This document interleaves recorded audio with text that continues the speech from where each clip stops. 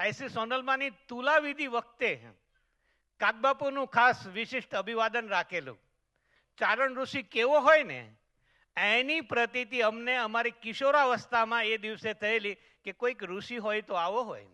કાગબાપુ બોલી રહ્યા પછી આઈમાં આશીર્વાદ આપવા માટે ઊભા થયા અને પ્રથમ જ એમણે સંબોધન કર્યું, પૂજ્ય ભગત બાપુ. આઈમાએ કહ્યું કે પૂજ્ય ભગત બાપુ એટલે કાગબાપુએ પોતાની ખુરશી ઉપર બેઠા બેઠા હાથ જોડ્યા, માં માં.